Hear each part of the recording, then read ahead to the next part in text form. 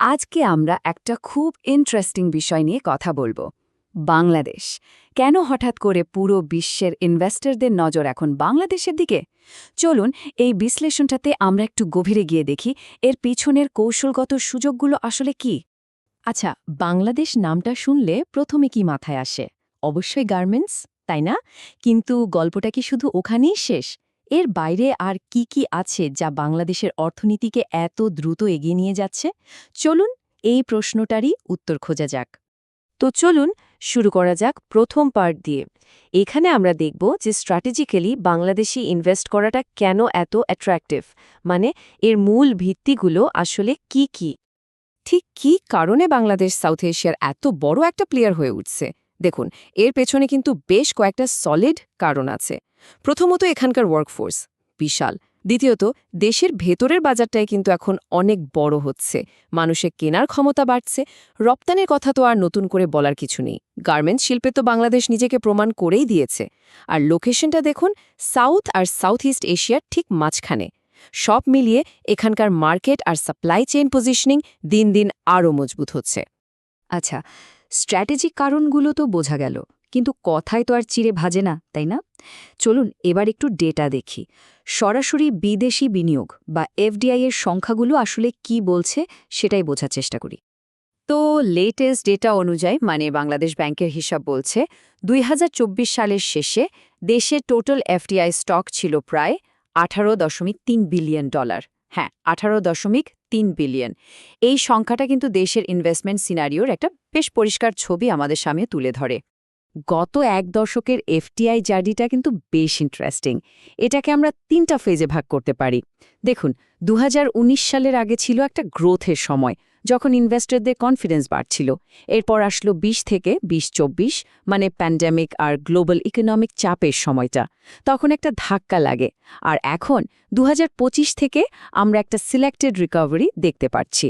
এটা কিন্তু প্রমাণ করে যে বাংলাদেশের অর্থনীতি বেশ ভালোভাবেই ঘুরে দাঁড়াতে পারে। এখন যদি আমরা দেখি যে এই টাকাটা আসছে কোথা থেকে, মানে কোন সেক্টরে, তাহলে একটা মজার জিনিস দেখা যায়। টোটাল এফডিআই এর প্রায় ৫৮%ই কিন্তু মাত্র ৩টা সেক্টরে: টেক্সটাইল, ব্যাংকিং আর পাওয়ার। মানে পরিষ্কার বোঝা যাচ্ছে যে দেশের অর্থনীতির মূল পিলার কিন্তু এখনও এই ৩টা সেক্টরই। আচ্ছা, ইনভেস্টর কারা, মানে কোন দেশ থেকে টাকা আসছে? লিস্টটা দেখলে বোঝা যায় যে এখানে বেশ ডাইভার্সিটি আছে। একদম টপে আছে ইউকে, হতে পারে ঐতিহাসিক সম্পর্কের কারণে। এরপরেই আছে সিঙ্গাপুর আর সাউথ কোরিয়ার মতো এশিয়ার ইকোনমিক পাওয়ার হাউস। এটা কিন্তু একটা বড় সিগন্যাল যে এশিয়ার সাপ্লাই চেনে বাংলাদেশ দিন দিন কতটা গুরুত্বপূর্ণ হয়ে উঠছে। তার মানে হলো এখানে অলরেডি একটা মাল্টি অরিজিন ইনভেস্টমেন্ট ইকোসিস্টেম তৈরি হয়ে গেছে। ওকে, বর্তমান অবস্থা তো বোঝা গেল, কিন্তু ফিউচারটা কোথায়? চলুন এবার একটু ভবিষ্যতের দিকে তাকাই। কোন সেক্টরগুলো হতে পারে বাংলাদেশে নেক্সট বিগ থিং? তৈরি পোশাক শিল্প তো অবশ্যই আছে, এটা তো বাংলাদেশের অর্থনীতির অ্যাঙ্কার। কিন্তু এর বাইরেও দেখুন, ফার্মাসিউটিক্যালস, অ্যাগ্রো প্রসেসিং আর রিনিউয়েবল এনার্জি, এই সেক্টরগুলো কিন্তু দারুণভাবে উঠে আসছে। আর বিশেষভাবে বলতে হয় আইটি আর ডিজিটাল সার্ভিসের কথা। এই সেক্টরগুলোই হতে পারে বাংলাদেশের অর্থনীতির ভবিষ্যতের গ্রোথ ইঞ্জিন। এই স্লাইডটা এক কথায় বাংলাদেশের অর্থনীতির বিবর্তনটা দেখিয়ে দিচ্ছে। একদিকে আছে গার্মেন্টসের মতো একটা পরীক্ষিত শক্তিশালী ভিত্তি, মানে যেটা বছরের পর বছর ধরে পারফর্ম করে আসছে। আর অন্যদিকে তৈরি হচ্ছে আইটি আর ডিজিটাল সার্ভিসেসের মতো একটা নতুন ইঞ্জিন। এর মানে কি? মানে হলো বাংলাদেশ এখন একটা হাইব্রিড মডেলে চলে যাচ্ছে, যেখানে চিরাচরিত ইন্ডাস্ট্রির সাথে ডিজিটাল প্ল্যাটফর্মগুলো একসাথে বড় হচ্ছে। এতক্ষণ তো আমরা কি আর কেন নিয়ে কথা বললাম। সুযোগগুলো তো বোঝা গেল, কিন্তু আসল কাজটা তো হলো কিভাবে করা যায়, তাই না?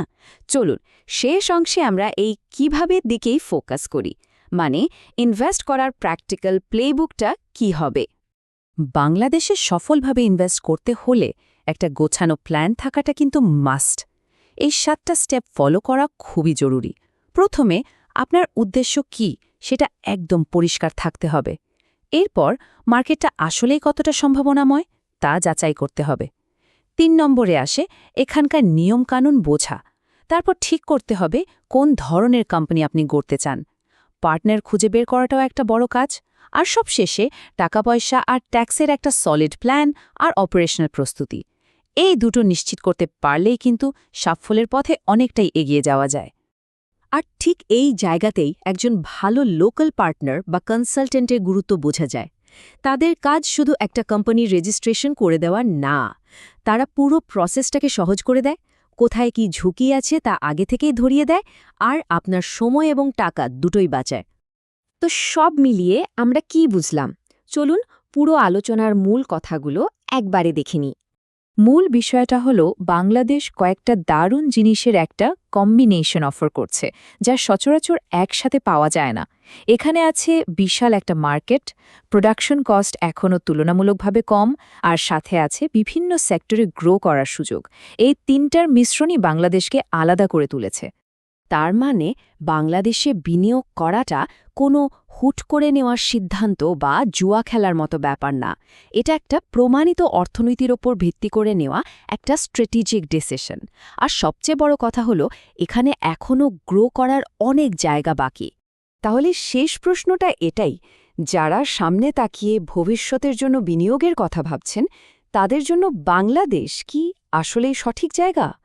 এখানকার বাজার, নতুন নতুন সেক্টরের সম্ভাবনা আর কৌশলগত অবস্থান সবকিছু কিন্তু একটা শক্তিশালী ভবিষ্যতের দিকেই ইঙ্গিত দিচ্ছে।